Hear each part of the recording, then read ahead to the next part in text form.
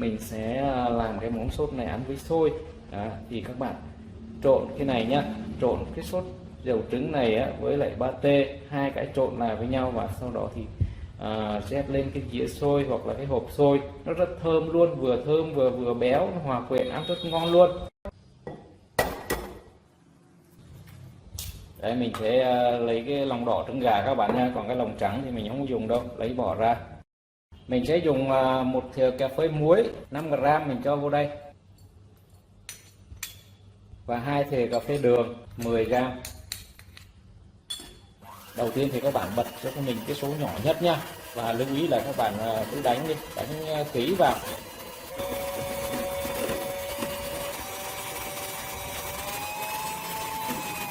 Đây các bạn này, mình đánh như thế này nha. Cái bước quan đầu này rất quan trọng này, thì các bạn phải đánh cho nó nhuyễn ra như vậy luôn nha.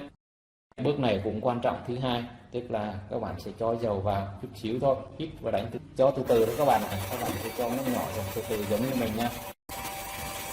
Rồi tiếp sau thì các bạn tăng cái số, tăng cái máy lên cho nó chạy nhanh nhanh lên một chút, từ từ tăng nhanh lên từ từ nha.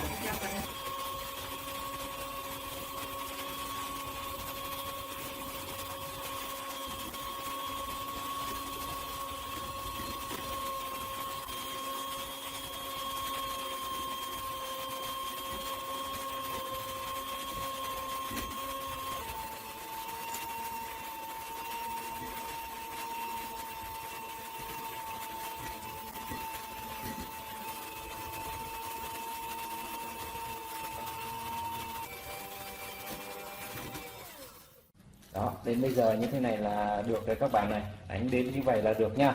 Là nó láng mịn mà nó khô, tức là nó không có tươm dầu ra, đó nó rất dẻo luôn, dẻo giống như keo luôn này đó. Là lúc này nó mới được nha.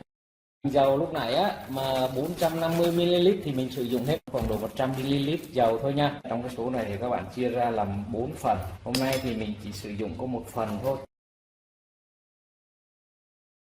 Đó, ba cái phần này thì các bạn để vào trong ngăn mát tủ lạnh để bảo quản nhá, dùng dần thôi, khi nào các bạn sử dụng thì đem ra làm thôi. Còn bây giờ mình chỉ để lại một phần nhỏ này để mình đánh cái sốt bơ dầu trứng này tiếp. Mình cho một thìa cà phê nước và một thìa cà phê rượu trước đi. Đó, xong rồi thì mình tiếp tục mình đánh thôi các bạn ơi.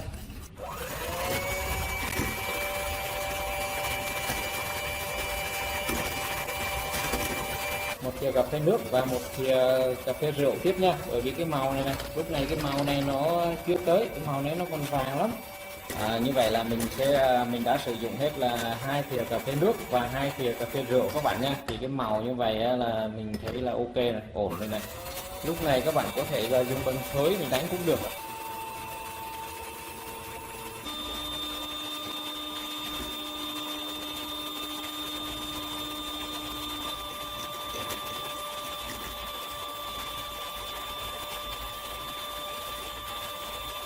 Sốt của mình bây giờ này nó đặc như vậy các bạn ha. Đó, các bạn nhìn thấy cái mặt bên ngoài không, nó bóng lắm, rất bóng, bóng nhưng mà khô nha.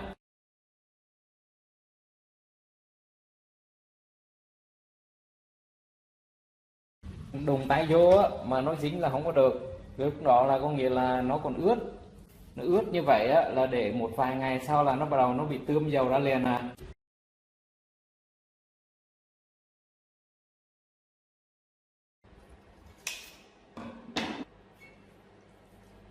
Tựa cho vào đây á, thì các bạn cứ cho vào nó sắp sắp mặt như thế này là được. Và cái phần thịt này cũng vậy, mình cũng sẽ cắt lát ra luôn nha.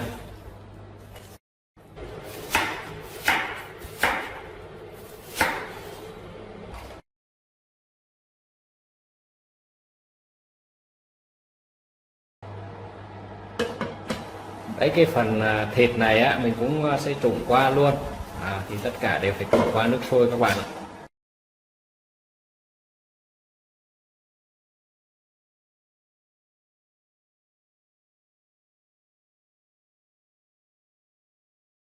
Mình sẽ cho qua cái thau nước lạnh này các bạn này.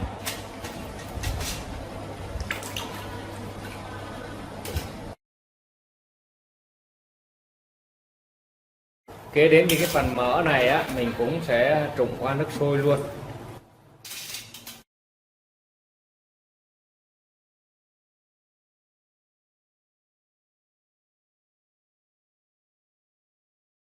Thưa các bạn, đây gan của mình ngâm như vậy là được 30 phút rồi các bạn ơi. Nó ra hết những cái chất độc rồi ha. Và sau đây thì mình lại tiếp tục, tức là mình sẽ trụng gan qua cái nước sôi một lần nữa này các bạn. Da thì các bạn luộc mềm luôn nha. Và mình vớt ra, mình rửa cho nó sạch rồi, bây giờ mình thái ra này. Thưa các bạn, và bây giờ thì công việc tiếp theo mình chia sẻ các bạn là đi phi tỏi các bạn nhé. Tỏi các bạn khi nó vàng lên nó mới thơm, và thứ hai nữa là mình làm như vậy thì pate của các bạn để mới được lâu. Thưa các bạn, mình sẽ dùng ngay cái dầu lúc nãy mà phi tỏi đó, mình sẽ xào cái hành tây và gan này luôn các bạn nhé.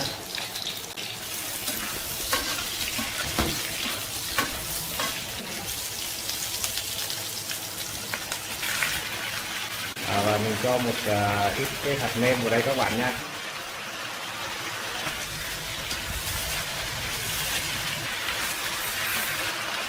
Rồi mình cũng cho một chút xíu tiêu vào đây luôn nha.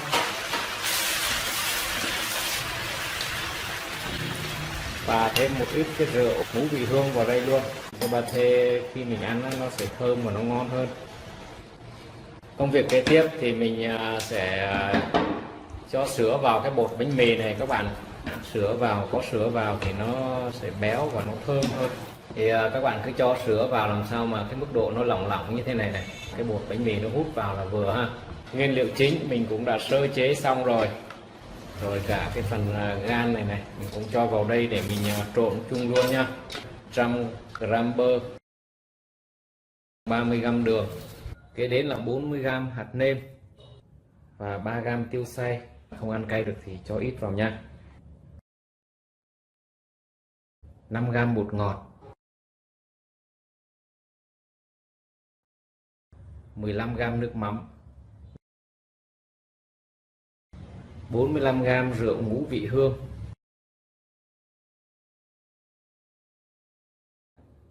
bột ngũ vị hương nó khoảng độ 1,5g.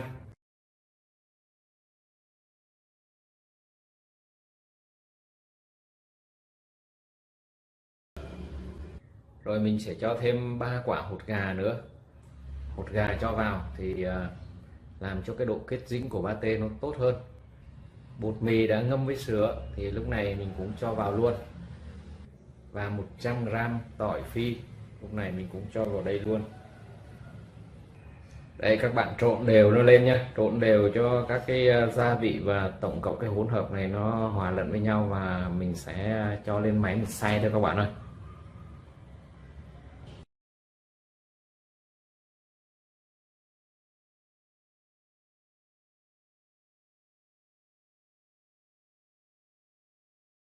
Một là các bạn dùng cái mỡ này này, mỡ lúc đầu mà mình thái mỏng ra thì lót ở dưới cái đáy khuôn, mục đích là để cho nó không bị dính. Thứ hai nữa là cái pate nó không có bị khô.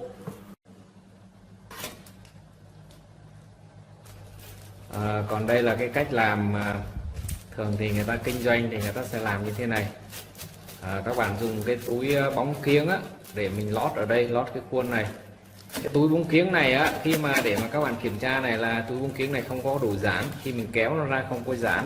Túi dẻo á, thì khi mình kéo ra là nó giãn nha. Cho nên các bạn phân biệt hai cái loại túi đó. Mình lót cái này vào đây thì để khi mà lấy ra cho nó dễ thôi. Hấp cái pate xong rồi thì lấy cái túi ra nó nhanh, nó dễ hơn. Túi bóng kiếng á, thì nó chịu nhiệt được, các bạn nấu trong cái nhiệt độ nóng nó vẫn bình thường, không sao. Thưa các bạn, và lúc này thì mình sẽ cho pate vào đây để mình hấp nha.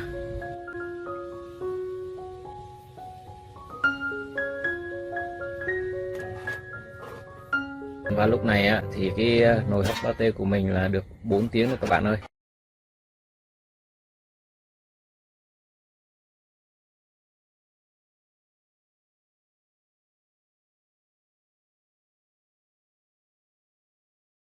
Ở bên trong rất mịn luôn.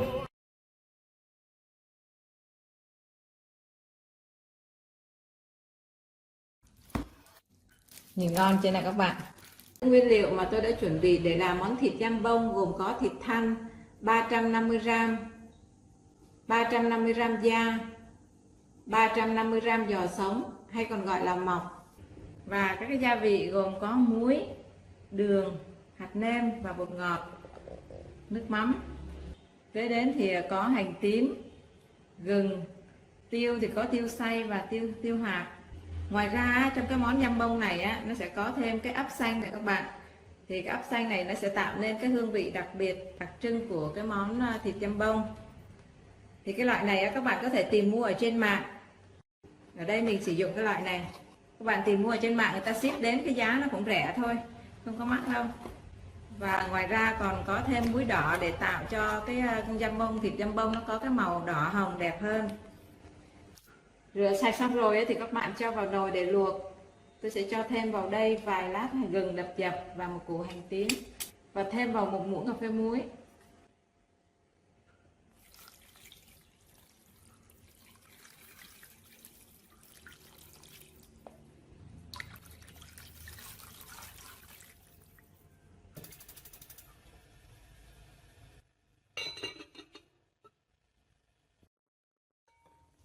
Cái nồi da bây giờ nó sôi rồi nè các bạn. Các bạn cứ luộc như thế này, 20 phút sau thì chúng ta sẽ lấy ra. Tôi sẽ dùng 2 gram muối đỏ. Bây giờ cho vào trong thịt này trước một nửa, tức là 1 gram, để ướp cái thịt này trước.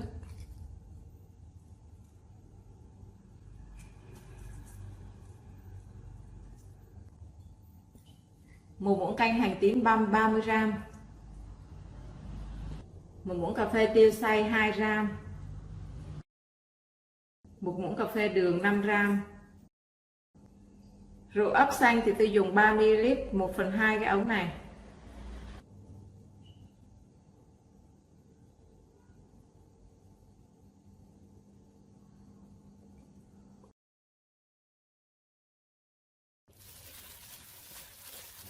Các bạn trộn đều lên rồi để ướp 30 phút. Luộc sôi được 20 phút rồi, bây giờ các bạn vớt ra. Sau đó các bạn cho vào trong thau nước đá lạnh. Da sau khi mà ngâm nước đá xong rồi thì các bạn rửa lại bằng nước lạnh cho sạch đi, rồi chúng ta để ráo. Bây giờ thì chúng ta sẽ đi cắt da ra. Sau khi đã ướp được 30 phút rồi thì bây giờ tôi bắt đầu sẽ cho tiếp tục những cái phần còn lại vô. 350 gram da. Còn 1 gram cái phần muối đỏ hồi nãy tôi sẽ cho vào đây luôn. 2 muỗng cà phê đường 10 gram. Bột ngọt 1/2 muỗng cà phê 2 gram. Bột năng 1 muỗng canh 10 gram. Cho thêm bột năng để tạo độ kết dính. 2 muỗng cà phê tiêu hạt 4 gram. 1 muỗng canh nước mắm 15 ml.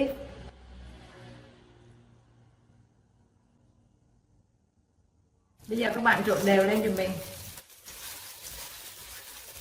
Cuối cùng thì tôi cho vào đây 350 gram giò sống. Giò sống khi mà mua về thì các bạn bảo quản ở trong ngăn đá, khi nào làm thì chúng ta sẽ lấy ra trước. Bây giờ thì các bạn trộn đều tất cả những cái này lên cho nó hòa quyện vào nha. Giò sống cho vào trong ngăn đông các bạn. Bây giờ nó dẻo, cái độ kết dính rất là tốt này. Các bạn cứ trộn đều lên như thế này là được. Ở bên trong thì tôi dùng cái lót chuối để lót áo ở bên ngoài.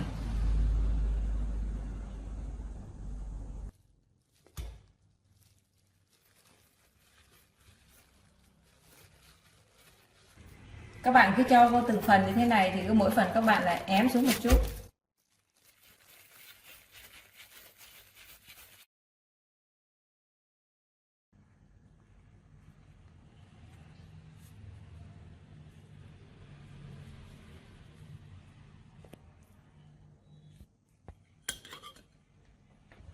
Đó, với các bạn cài cái miếng này vô nữa là xong rồi. Bây giờ chúng ta sẽ đưa đi hấp.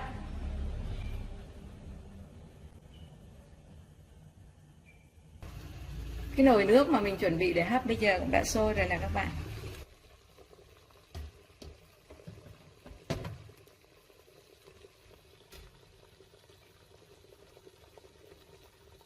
Thì cái thời gian hấp là 60 phút cái thịt này nó sẽ chín. Lửa thì các bạn cứ để trung bình lớn. Cái nồi thịt dăm bông nãy giờ mình hấp được 1 tiếng đồng hồ rồi đó các bạn. Bây giờ chúng ta tắt bếp đi, sau đó để nguội dần ở trong nồi. Cái khuôn thịt dăm bông mình để bây giờ nó nguội rồi nè, các bạn lấy ra và để vào ngăn mát tủ lạnh.